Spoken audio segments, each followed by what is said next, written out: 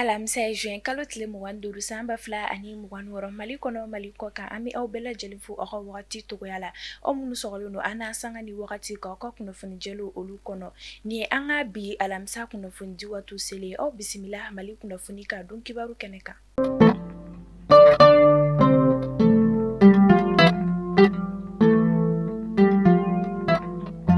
Kunnafoni daminɛla bi compagnie de transport min kɔni bɛ bɔ Nara ka i kunda Bamakɔ ale kɔni kɔnɔna na ani ka bɔ Bamakɔ ka i kunda Nara kan olu bolimafɛn bolila dɔw kɔni tun ye u ka bolimafɛnw olu lajɔ o de hukumu kɔnɔna na kunnafoniyaw y'a jira ka fɔ ko juin kalo tile 23 san 2026 ko ni compagnie transport kofɔlen ninnu kɔni ye u ka bolimafɛnw olu lawuli hakilina jiginna ni bolimafɛn bolila ninnu kɔni ye u ka bolimafɛnw lajɔ k'a da banbagaci wale tigilamaw kɔni ka bingani wale olu de kan ani maa bugunatigɛbaliw kɔni ka bingani wale ni o kɔni kun bɛ ta ka ni maa kofɔlen ninnu kɔni sɛgɛrɛ k'u to siraw olu kɔni sanfɛ o de hukumu kɔnɔna na ka sanga ni lakanako kɔni sabatili ye Nara marabolo kɔnɔna na ni compagnie de transport kofɔlen ninnu kɔni ye baaraw olu kɔni daminɛ juin kalo tile 23 san 2026 mina u y'a jira ka fɔ ko dɔw kɔni farala pasew olu kɔni sɔngɔ kan ka bɔ Nara ka i kunda Bamakɔ kɔni kan o pasew kɛra sefa wari 2000 o de kɔni ye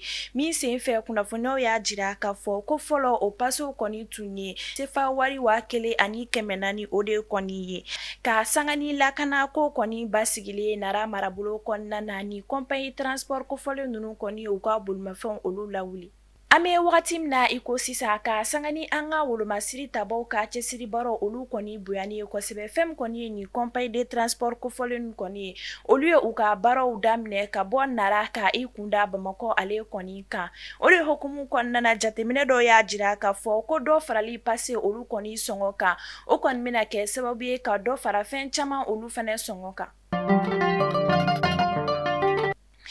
Ali bi fɛn kɔni ye an ka wolomasiri tabaw ye u cɛsirilen don kosɛbɛ yaasa lakanako ale kɔni bɛ se ka sabati an ka jamana marabolo fantan 4 bɛɛ lajɛlen na o siratigɛ la an ka wolomasiri tabaw ka kɛlɛbolo min kɔni bɛ ni a bɛ wele ko opération dugukolo ko kunnafoniyaw y'a jira k'a fɔ ko u ka sanfɛ pankuru ka ɲinini baaraw kɛra sababu ye ni ka taa bɔ jatigɛ wale tigilamaw kɔni daka yɔrɔ dɔ kɔni ka Nara ale ni Wagadu dugu kɔnɔna na min senfɛ u ye dankarikɛ ni maa kofɔlen ninnu kɔni ka ɲaramaya la o siratigɛ la état major général des armées bɛ foli kɛrɛnkɛrɛnnen kɛ ni k'a ɲɛsin ni maa kofɔlen ninnu ma min senfɛ a b'a laɲini k'a fɔ ko an ka wolomasiri tabaw kɔni cɛsirilen don kosɛbɛ yaasa fɛn min kɔni ye lakanako ye ale kɔni bɛ se ka sabati an ka jamana marabolo fantan 4 bɛɛ lajɛlen na. An bɛ taa Duanza marabolo kɔnɔna na ka sanga ni kurantigɛ ye o de kɔni hukumu kɔnɔna na Duanzakaw kɔni ye kunnafoni di kɛ k'a jira k'a fɔ an bɛ wagati min na i ko sisan kuran kɔni t'a la ka sɔrɔ Duanza dugu kɔnɔna na min senfɛ jateminɛw y'a jira k'a fɔ ko kuran kɔni bɛ sɔrɔ heure 3 o de kɔni kɔnɔna na o kɔfɛ kuran kɔni tɛ sɔrɔ tuguni o de siratigɛ la u y'a jira k'a fɔ ko fɛn min kɔni ye taji sɔngɔ ye ko dɔ de kɔni b'a la ka fara olu sɔngɔ kan kabini septembre kalo tɛmɛnen san 2025 wagatiw la fo ka na se an bɛ wagati min kɔni ma i ko sisan taji lituru olu kɔni bɛ taa sefa wari 400 fo ka taa se sefa wari 700 o de kɔni ma min senfɛ fɛn min kɔni ye taji feerelaw ye olu kɔni b'a la k'a fɔ ko ni wale ninnu kɔni kun tɛ dɔwɛrɛ k'u t'a la ka fɛn min kɔni ye taji o de kɔni sɔrɔ ni u b'a la ka u kunda yɔrɔ wɛrɛw olu kɔni kan ka taa taji o de kɔni ta o de kɔni wale ninnu kɔni bɛ ka kɛ sababu ye u b'a la ka dɔ fara taji ale kɔni sɔngɔ kan min senfɛ fɛn kɔni ye Duanza sigibaw ye u b'a laɲini jamana ɲɛmaw fɛ u ka fɛɛrɛw sigi sen kan yaasa ni maa kofɔlen ninnu kɔni bɛ se ka taji ale kɔni feere jamana ɲɛmaw kɔni ka fɔlen la. Ka sanga ni ɲinan san 2026 bagi kimɛnniw ye fɛn kɔni ye candidat libre ni o ye CL ye a jirala k'a fɔ ko ale kɔni candidat makɔrɔba kɔni bɛ taa i jɔ san 72 de la ni o b'a jira k'a fɔ ko maa kɔni tɛ kɔrɔn kalan o kɔni ma. Radio Kledu Jemikami Beni Abeweleko Alo Kledu Ale Sispana Haute Autorité de la Communication Hakni Oye Kunafundilo ka Nyema Sobaye Ale Kunafundike Kunu Araba Juin Kalotile Mwanani Samba Fla Ani Mwanworo Min Senfe Abajira Kafo Ko Fem Koni Ni Jemka Ko Fole Koni Kledu Radio Sode Konina Ni Abeweleko Alo Kledu Ku Ukoni Bala Ka Majedo Ode Koni Keni Jamka Ko Fole Koni Konana Mini kunafundi sharia olu koni teta ode hukumu konnana haute autorité de la communication ale konye ni jamkan ko fole koni sispan fo kalo fla bonyonko ode kononana kunu juin kalo tile mwanani samba fla ani mwan woro amaula donia ka fo koni jamkan ko fole koni tume kuma di jamana kono doma uku hakilinata fo jamana mara chogoya olu de koni kan ka sangani kenya ko koni sabatile anga jamana konna na fem koni kuchala duani mogoye ajirala ka fo ku ka wuli ka joboro buana kosebe mi senfe uye tegeda ke fura kolon comprimé ba keme ani kelen ode koni kan ode hokumu konna na ajirala ka fo ko o koni kofe uye tegeda ke fem koni nyana minima 20 kg tan ode koni yasa ka sika kenya ko ale koni sabati kuchala marabolo konna na kuchala duani mogo ka ni boro nuka wuli ka jɔ boro koni buyana kosɛbɛ ni ka tɛgɛda kɛ ni fura kofɔlen ninnu kɔni kan yaasa fɛn kɔni ye kɛnɛya ko ye ale kɔni bɛ se ka basigi kosɛbɛ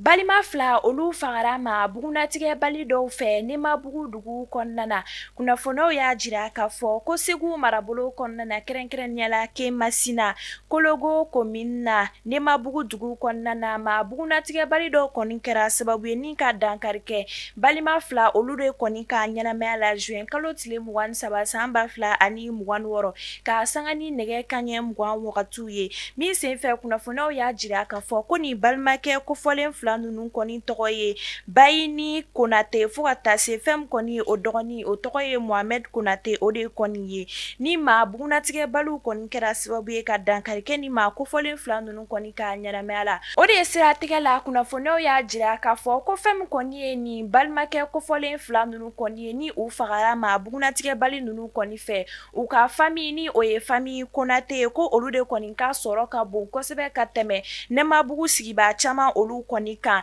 min senfɛ ni maa kofɔlen nunu kɔni bɔnɛna u ni na ni maa bugunatigɛ bali nunu kɔni fɛ an bɛ dugawu kɛ Ala ka hinɛ banbagatɔ olu la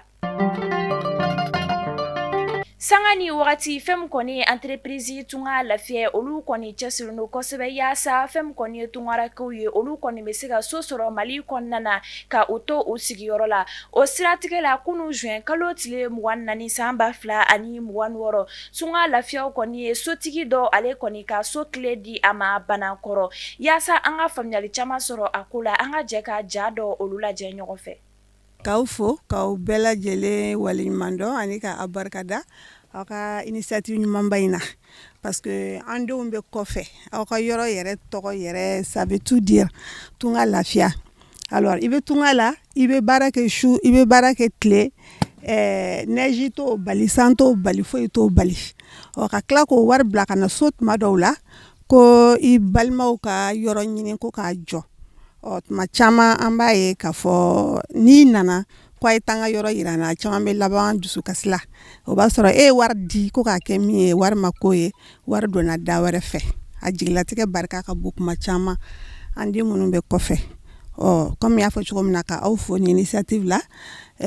aw bɛ mɔgɔ baarakɛ ɲɔgɔn bɔ danaya de don ne denmuso de bɛ Itali donc ale de y'aw contacter ko ani aw bɛ baara ɲɔgɔnya la a ye dugukolo san a y'a fɔ ɲɛna après a ko a bɛna yɔrɔ jɔli daminɛ n ko problème t'a la donc yɔrɔ fana jɔra yɔrɔ banna ne nana visite kelen wɛrɛ kɛ ani a balimakɛ an nana visite kɛ an ye yɔrɔ ye o don na fana u ye n wele k'a fɔ n ye ko maintenant ko remise bɛna kɛ ko an ka na ko ka remise kɛ bon vraiment kɔni a diyara an ye an nisɔndiyalen dɔrɔn de don Ala k'aw bolo mɛn aw ka baara la Ala ka client caman nati Ala ka entreprise yɛrɛ yiriwa aw ka cité caman jɔ ne ye constructeur ye tunga lafiya la bon tiɲɛ yɛrɛ la ne yɛrɛ kɛrɛnkɛrɛnna vraiment ne kɔni ne ye so jɔ mais ne yɛrɛ sewalen don parce que n nana mɔgɔw yɛrɛ nana baara ye cogoya min na bɛɛ nisɔndiyara bon jaguaro ne fana ne bɛ nisɔndiya n'i nana baara kɛ i bɛ jɔrɔ de u bɛna lajɛ baara ɲɛna a ma ɲɛ i bɛ jɔrɔ n'o fɔlɔ de mais ni bɛɛ nisɔndiyara jaguaro ne fana ne bɛ nisɔndiya u nɔfɛ baara kɔni a bɛ Tunga Lafiya u ka fɛn bɛɛ de kɔni ka ɲi ka daminɛ depuis fondation ka taa bila fo a finition na a bɛɛ de ka ɲi matériel fɛn fɛn fana bɛ don a so ninnu na a bɛɛ de kɛrɛnkɛrɛnnen don an ka superviseur fɛ vraiment albisa ala ka barada ye k'a yiriwa ka sankɔrɔta di entreprise ma albi wa k'a fɔ tungarankew ye k'u k'u confier Tunga Lafiya la u ka baaraw ka ɲi matériel ɲɛnama bɛ don u ka baaraw la a kana kɛ client fana kɔnɔ ko parce que ko ne bɛ a domaine kɔnɔna na k'a fɔ ko n b'u attirer ka na dɛ o kelen o tɛ nɛgɛlikan ye minɛn yɛrɛ de bɛ don u ka so la vraiment kɔni n kɔni b'u wele u k'u confier Tunga Lafiya la o de tun bɛ n fɛ ka f'u ye k'u fo u ni cɛ u ni baraji. Amita ko kan kibaru la Senegali jamana kɔnɔna kɛrɛnkɛrɛnnenya ba kɛ ni a jirala k'a fɔ ko sanji kasara kɔni kɛra sababu ye fɛn kɔni Stade El Hadji Ibrahima Gueye ka ale kɔni bi min senfɛ maaw bolo fɛnminɛ caman olu kɔni tiɲɛna ni sanji kasara in kɔni senfɛ o de hukumu kɔnɔna a laɲininen don maaw bɛɛ lajɛlen fɛ u k'u hakili to u yɛrɛ la kɛrɛnkɛrɛnnenya la ni samiya donda in kɔni na. Amita Burkina Faso jamana kɔnɔna kunun juin kalo tile 24 san 2026 kunnafoniyaw y'a jira k'a fɔ ko o bɛnna kunnafonidila Adja Nazer Oulon kɔni kibaruya tununi ma hakilina jiginna Adja Nazer Oulon ale ye kunnafonidila gafe événement ɲɛmaa de kɔni ye ni ale kɔni jagoya minɛla a jabala la maa bugunatigɛbali dɔw olu kɔni fɛ Burkina Faso jamana kɔnɔna na ni u y'a jira k'a fɔ ko fɛn kɔni ye Burkina Faso jamana ɲɛmaaw ye ko u kɔni ma kunnen don kunnafonidila Adja Nazer ale kɔni tunu ni lahalaya kan o de hukumu kɔnɔna na adamadenya hakɛw ka lafasali tɔn dɔw i n'a fɔ Human Rights Watch olu kɔni y'a jira k'a fɔ ko fɛn kɔni ye Adja Nazer Oulon ko ka ale kɔni kunnafoniya jɔnjɔn o kɔni di ani ka a bila teliya la. Amita Laginɛ jamana kɔnɔna na ni kunnafoniyaw y'a jira k'a fɔ ko Laginɛ jamana yurugu kɛlɛli kirisoba olu kɔni ye fɛn min ye Ibrahima Sherifuba ale ɲangini san 5 kaso ye hakilina jiginna Ibrahima Sherifuba ale kɔni ye Laginɛ warisoba ɲɛma o de kɔni ye ni a jirala k'a fɔ ko ale kɔni ɲangira ni san 5 kaso de kɔni ye Laginɛ kiritigɛlamaw olu kɔni fɛ min sen fɛ a jirala k'a fɔ ko fɛn min kɔni ye nin kiritigɛla ninnu kɔni ye olu kɔni ye Ibrahima Sherifu ale kɔni ɲangi ka sɔrɔ ale kɔni tɛ k'a d'a kan a ka denbaya kɔni y'a jira k'a fɔ ko ale kɔni taara furakɛli o de la kɔkan jamana ale kɔni kɔnɔna na hakilina jiginna fɛn min kɔni ye Ibrahima Sherifu ba ye ale kɔni jalakilen don ni dolari wari miliyɔn 10 o de kɔni yurugulen ye ni jateminɛw y'a jira k'a fɔ ko o bɛ taa i jɔ sefa wari miliyari 5 bɔɲɔgɔnko o de kɔni na. Amita Faransi jamana kan ni a jirala k'a fɔ ko fɛn kɔni ye Ebola banabaatɔ kelen o kɔni yera Faransi jamana kan min senfɛ jateminɛw y'a jira k'a fɔ ko nin kɔni ye o siɲɛ fɔlɔ ye fɛn kɔni ye Ebola bana ye ale kɔni ka ye farafinna kɔkan jamana ale kɔni kɔnɔna na hakilina jiginna Ebola bana ye ale kɔni daminɛla Congo jamana kɔnɔna de la an bɛ wagati min na i ko sisan ni a kɔni kɛra sababu ye ka fanga caman o kɔni sɔrɔ ni jamana kofɔlen in kɔni na. Dugukolo yɛrɛyɛrɛ kɛra sababu ye ni ka maa 32 olu bɔnɛ u ni na Venezuela jamana kɔnɔna na kunnafoniyaw y'a jira k'a fɔ ko an bɛ wagati min na i ko sisan fɛn kɔni ye dugukolo yɛrɛyɛrɛ ale kɔni kɛra sababu ye Venezuela jamana kɔnɔna na ni ka maa 32 olu bɔnɛ u ni na fo ka taa se maa 700 olu kɔni banani ma an bɛ dugawu kɛ Ala ka hinɛ banbagatɔw olu kɔni na n'i y'a mɛn i ɲɔgɔn kunnafonidila ba tɛ lamɛnbagajɛkulu o de kɔni b'i la an bɛ an lamɛnbagajɛkulu bɛɛ lajɛlen fo ni wagati in kɔni na ni k'a jira k'a fɔ ko ni ne kɔni bɛ dan sigi an ka bi kunnafonidilaw olu la aw k'an bɛn kunnafonidi kura nɔtɔ olu kɛnɛ kan an bɛ dugawu kɛ Ala ka basigi ale ni lakanako sabati an ka jamana kɔnɔna na.